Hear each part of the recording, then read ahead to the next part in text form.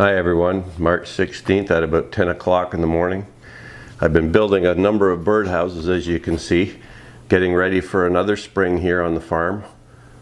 Each year some of our birdhouses have to be replaced because some of them have been up for like 10 or more years and they start to deteriorate and rot and break apart. So every year I end up building a few new houses. So in addition to the screech owl box, which I built a week or so ago, I've built these ones now. There's a range of birdhouse types here. These two here are bluebird tree swallow houses. This is a chickadee box, and the two on the end with larger holes are for great crested flycatchers. So when we look at a specific house like a bluebird box, the first thing we want to ask ourselves is what kind of wood do we build it out of? Typically here in this part of Canada or North America, probably one of the easier woods to get is white pine. You can also use cedar if you have access to that, although personally I find it's a little harder to get and it's also more expensive. White pine comes in various widths of boards that you can buy at your typical box store or lumber mill. It's usually available in 1x6, which is referring to the thickness of the wood by the width of the wood. So this is actually 1x6 here on the front. Or you can get it 1x8, 1x10, 1x12 sometimes. And for these bluebird boxes, or tree swallow boxes, 1x6 board 8 feet long can give you enough wood to almost make 2 boxes. So pine and cedar are good because you can put them outside and they'll weather into a gray coloration, and they're also quite weather resistant. That's because they're both conifer species of wood and they have resin in the wood itself that helps protect them from rain and sun and all those different impacts. Don't ever use pressure treated wood to build your birdhouses because they're full of chemicals that may injure or kill young birds outright in the nest. It's a possibility. It's better just not to risk it. Taking a look at this smaller chickadee box, you can see it has a flat roof. If you do build it with a flat roof, you can get more inches per board out of it because you're not having to increase the back height on the sides and the back. The best way to fasten these boxes together, I've come to learn over the years, is by using exterior deck screws. So all these boxes here today, and most of the boxes I've built over the last number of years, I've always used exterior grade deck screws. So these are the screws that you would use to build a deck on your house. The reason they're good is that they're waterproof. They're resistant to chemicals. So yeah, the deck screws I would typically use for these. If you're using 3/4 inch wood like this, then you'd want a 1.5 inch screw. If you're using thicker rough cut wood, which you can often get at lumber mills, and I'll show examples of that shortly, you would probably use a 1 3/4 inch screw. You don't need to place a huge number of them because they do hold so tightly. I've also pre-drilled all these holes wherever I use a screw. So I go in with a small diameter drill bit, pre-drill the hole, and that prevents cracking when you come to actually drill the deck screw into the wood. All my boxes that I build have an opening side or front, and it just depends what you prefer or the box design you like to make as to whether it's a side or a front. This one is a side opener, as you can see here. So this side is hinged between 2 nails or screws going into the front and back board. Just enables you to look in and check the nest while they're actively nesting. Here we check for the blowfly larvae regularly for bluebirds and tree swallows when they're nesting. And of course at the end of the season you want to clean the old nest out. And then this will be just held shut here with a screw. I don't have it in here just yet, but this is an example of a front opening box where the front board is wedged between the 2 sides instead of being screwed into the top of it.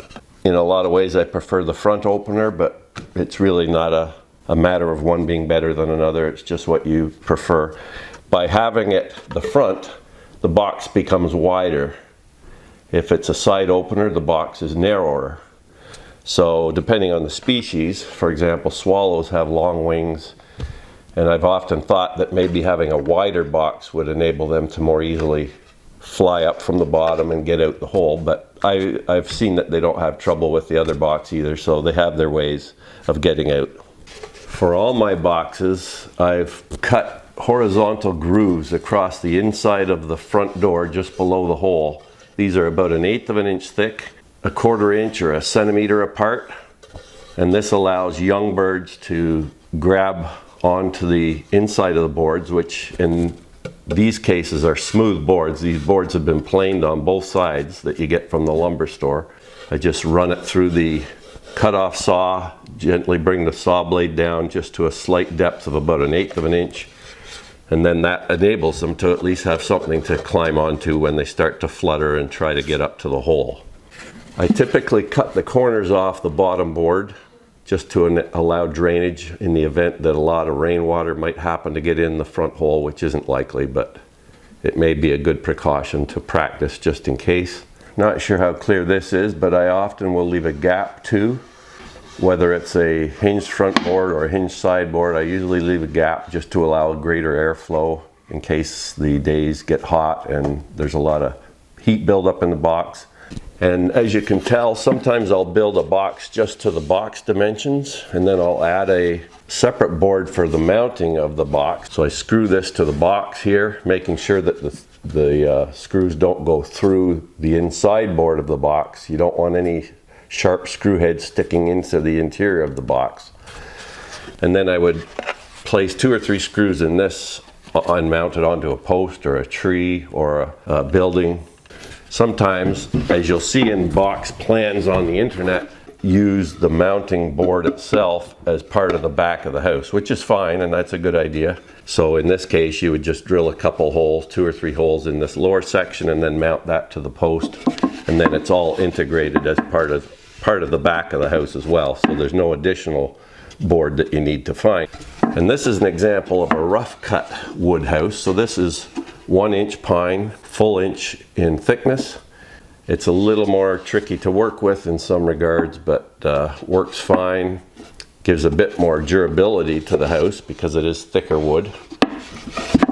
And it looks nice too, especially when it goes gray. It looks a lot more natural with the roughened surface, but I still put the grooves on the inside because it's not that rough that it would probably aid the birds a lot in being able to get up to the hole. And in most of these houses that have an extended roof out the back, if they have an extended section, I'll cut this little groove into the underside of the back of the roof just to enable a drip edge for water that comes over the edge here. It'll hit that groove and then drop, so it won't follow and wick into the house itself. As far as painting or staining or leaving the house natural like this, I think you can do either. I've certainly painted and stained quite a few of my boxes over the years. I think it does help give them a few extra years of protection. I do have some quite old natural boxes too that I've put out. A lot of people on the internet recommend not painting, just leave them natural and let them gray, and that's probably good advice, although I certainly have had no issue with using paint or stain. The birds still use them, and I always used a water-based paint, a water-based exterior acrylic. So when you go to build a box for a certain bird species, you can find on the internet the various box designs and dimensions that you should look at. I'll just mention for a tree swallow or a bluebird house, you want a 1.5 inch hole diameter. Chickadee house, 1.25 inch hole.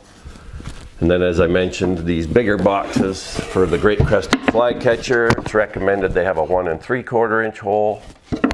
And then you'll get species like flickers that probably want a 2.5 inch hole. And the owl box I built last week, which is also good for kestrels, has a 3 inch hole. House wrens are not particular. They'll use anything from like 1 inch to 3 inches.